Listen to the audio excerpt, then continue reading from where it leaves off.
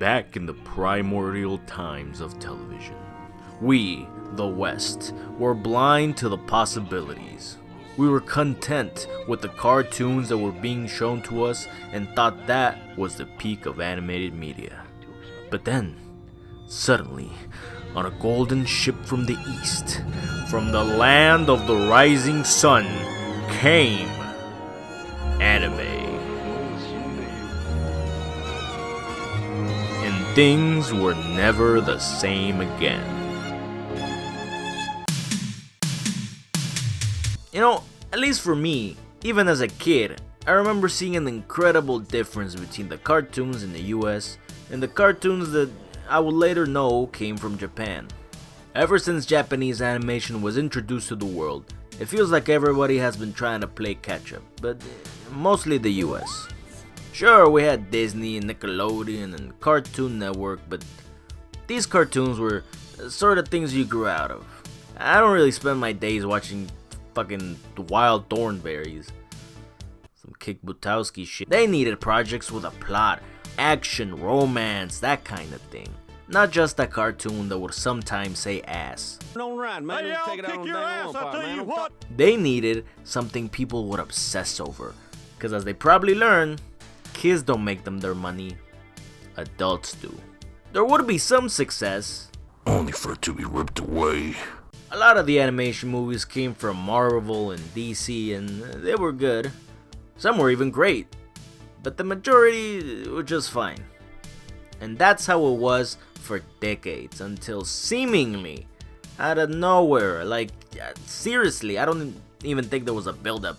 One day I just woke up and I was like, oh, fuck!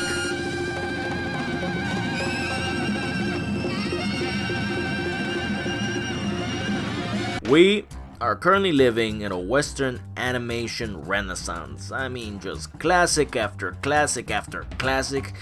And out of everyone, the US was the one that finally combined 2D and 3D animation. Crazy.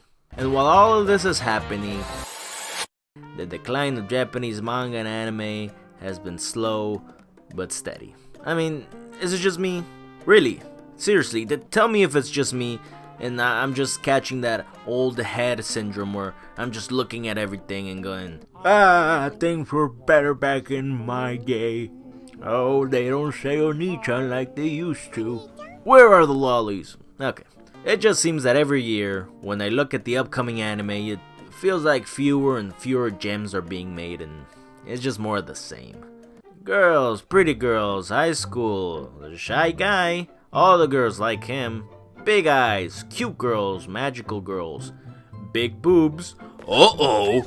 Kicked out of the demon's army, kicked out of the hero's party, reincarnated in another world, reincarnated in another world, reincarnated in another world, reincarnated as a slime, a baker, a villainess, a fucking vending machine.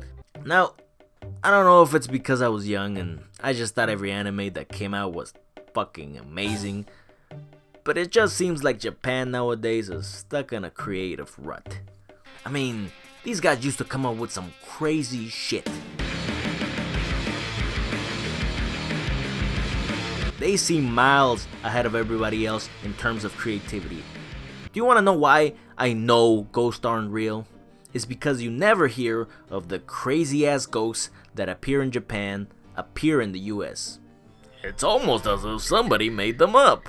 I hypothesize this creativity comes from being stuck on an island that is about the size of California, but with 3 times its population. From what I can gather, and please, if someone has first-hand experience with this, comment below. Japan is a well-oiled machine. If people go to school, get a job, and live quietly, there'll be a nice new cog in this big machine. But that means there's not much dreaming or adventuring. Your life is mundane. You'll probably work at an office, you eat, work again, sleep, and then do it all over again. That can drive people a little crazy, and you can see that in their work. They escape through their art, but now that isolation has started to work against them. There's rarely any new ideas coming in, everything seems derivative of something else. I mean, Do you ever wonder why so many anime are based in high school? A lot of our media does as well, but it seems more present in Japan, because it just seems to be the highest point in a lot of Japanese people's lives. When you think of youth in Japan, you think of high school, and everything after that is work. In other words, it's a country filled with people that peaked in high school. So, with that, you have authors who only seem to make manga that is a fantasy of their own lives, stuff they wish happened to them in high school or in their everyday life. Now, let me know what anime pops into your head when I say this premise. Alright, there's a guy who's average. He isn't particularly good at anything, he's not smart or tall or handsome, but through some situation, a girl falls in love with him. Sometimes, more girls keep falling in love with him, and thus, little adventures begin. Alright, now let me take a shot in the dark here. Was it any of these? How many girls that you've come across that aren't anime nerds that actually act like this? なんだよその反応おかしいだろだって男の子に可愛いなんて言われたの初めてで Let me answer that for you. You haven't, because they don't exist. It is alarming that a common trope that is often used in anime is that of the passive dude but proactive girl. The idea, the fantasy, that even if you don't do anything on your own, a girl will fall in love with you and go out of her way to actively pursue you. Sometimes they even come out of the bathtub. Wait a sec. This isn't the bathroom in my house. It is an especially alarming trope given the worrying declining birth rate of Japan. Fellas, talk to a lady.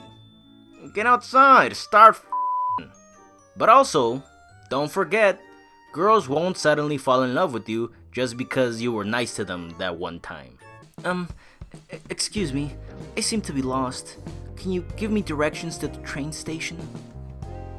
Yeah, just, take a right and go straight. Oh my god, nobody has ever been so nice to me before. This must be destiny. Hey, I see you over there. Don't think you're off the hook, ladies. I've seen those romance anime and mangas where the guys talk like, I haven't let somebody in my heart for such a long time. Where are you going, my little kitten? You are the most beautiful thing I've ever seen. Guys don't talk like that either. At best, you'll get a... Hey, you see any TVs in here? The game was on tonight. No? Well... Did you see Robert Downey Jr. is playing Dr. Doom? And nowadays, if it's not high school, it's Another World. A story where the main character is tired of their monotonous and stressful life in Japan, and the only way that it gets fixed is by traveling to another world where they're smarter, stronger, more outgoing, respected. I'm level 937,000 and I'm the strongest fucking guy. I'm a genius in this new world. All the girls like me. Fucking triple S rat magic fire tornado.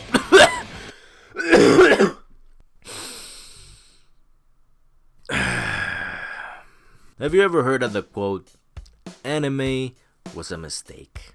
No, I don't agree with it, and it's actually misquoted. It's from a larger quote by, yes, Studio Ghibli director Hayao Miyazaki, and what he actually said was, some people spend their lives interested only in themselves. Almost all Japanese animation is produced with hardly any basis taken from observing real people. It's produced by humans who can't stand looking at other humans. And that's why the industry is full of otaku. I think this quote fully encapsulates what I've been trying to get at from an actual Japanese person, albeit a very conceited and narcissistic one. Sure, most of the shows that we watch are ways for us to escape our daily lives, but I hate these shows that make me fantasize about my own life. What's the difference between Spirited Away and any other anime where the protagonist gets transported to another world? Well, a lot, but most notably for me, it's people. Even though the characters that appear look fantastical, they all have something that makes them seem real.